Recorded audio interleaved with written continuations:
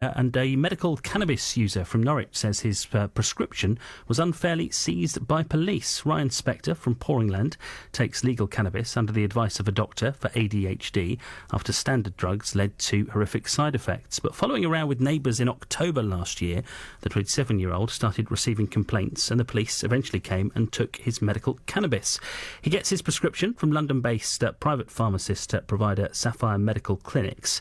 Research by the company found that a third of police officers that they spoke to were unaware that the drug could be legal when prescribed, and they'd welcome more training. We spoke to them earlier on in the programme. Thankfully, Ryan's story we don't hear very often. There are a couple of occasions where we've heard of this happening, but thankfully for the vast majority of patients, and there's estimated there's 20,000 medical cannabis patients in the UK at the moment, this isn't a usual occurrence for them. But obviously one occurrence is too much, and that's why we really want to try and help with the police force in terms of educating officers around what medical cannabis is. And let's hear from Ryan now, because he joined us on the line live. Good morning, Ryan. Good morning. What would your life be like if you weren't able to take medicinal cannabis? So I'd say it'd be a lot more chaotic. So the thing with suffering from ADHD is that while you can lead a relatively normal lifestyle and do most things, the prioritisation of those things can be quite the task indeed. It can be difficult to say assign different levels of importance to things. So, for example, you might need to apply for a job, wash the dishes, and go out and clean the driveway. But in the ADHD mind, they're all of equal importance, and as such, it can be hard to lay down on just that one thing, get it done, and then move on to the next and do things in a sort of linear fashion.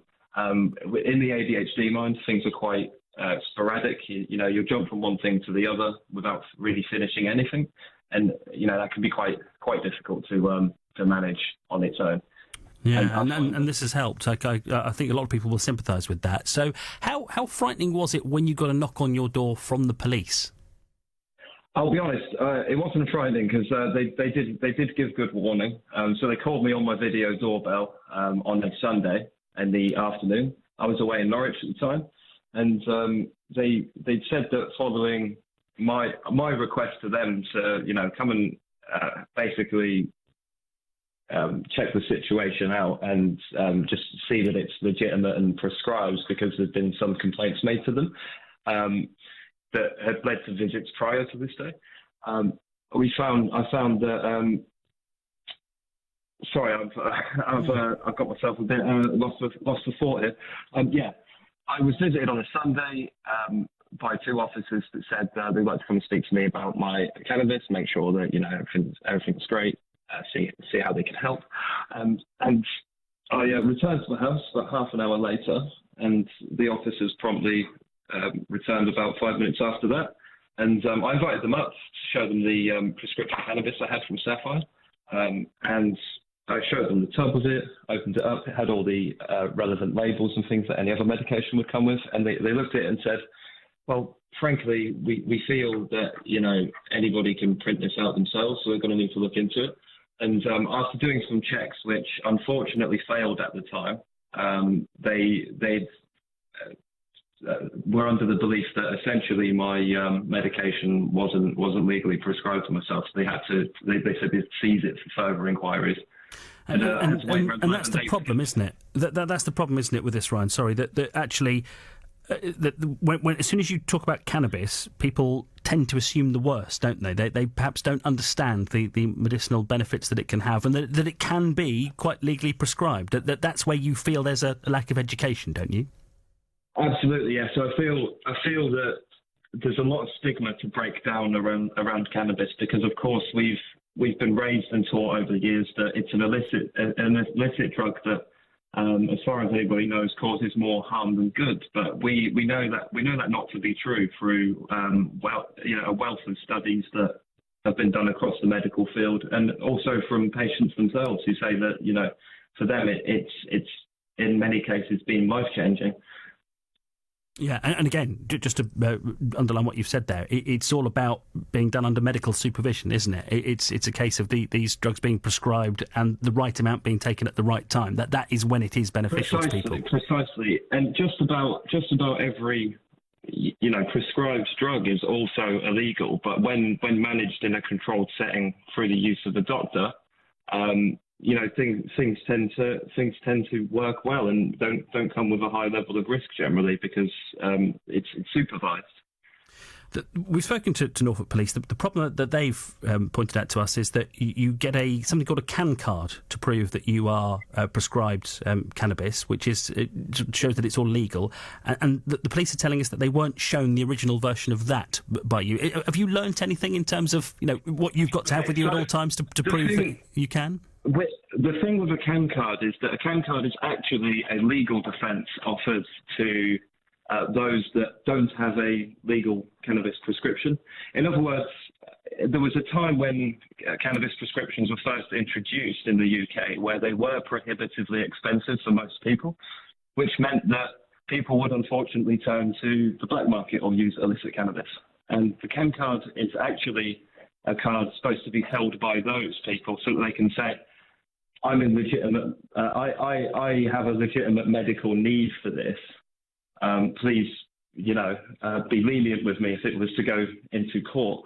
The reality is that when you have a prescription, there's actually no requirement to have a Cancard, and Cancards themselves state this. It's in very plain terms in their website and on the booklet that they give you with your Cancard.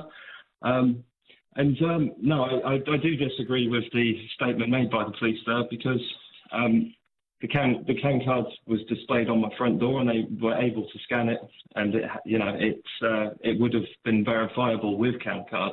So despite their policies currently leaning towards using a Cancard as a way of identifying patients, it's currently inappropriate in my eyes because it doesn't facilitate verifying a legal prescription. Well, that's really interesting. That is interesting. Yeah, a medical condition, in fact. That's interesting because that is what I'll read out the police statement in a moment. So, from your point of view, it seems what you're saying is the big bit of education that is needed here is that a prescription, which will have your name on and you can prove your identity, a prescription needs to be enough for anybody, whether it be police or anybody else, to sort of say, yeah, actually, this is perfectly legitimate and you're allowed to have this. That's where we need to get to. So just as if it were a painkiller, insulin or an antibiotic, they all have standard pharmacy labelling and they all are generally prescribed with a standard form that's issued by doctors. It's my belief that prescription cannabis should be seen the same way as any other prescription drug is by police, which is to say, if you're found with it by police, if it has your name on it, you'll generally be allowed to keep it. If it doesn't, the police often will take the view of, well, these tablets don't belong to you, so we're going to have to take them off you, is how it would generally go. And I think that's how it would need to be approached with prescription cannabis, which is prescribed exactly the same way by specialist doctors as any other medication would be. That's interesting. Ryan, we'll leave it there. Thanks very much for telling us your story. We'll certainly keep in touch with you. And I promised I'd read you Norfolk Police's statement out. We did ask if they wanted to be interviewed. They didn't, but they have given us a statement which says Norfolk Police has a policy in place to deal with incidents where Cancards are presented. As you've just heard from Ryan, though, Cancards maybe are not the be-all and end-all to this. But the police statement goes on and says the Cancard helps us to identify those that should be accessing their prescribed medication.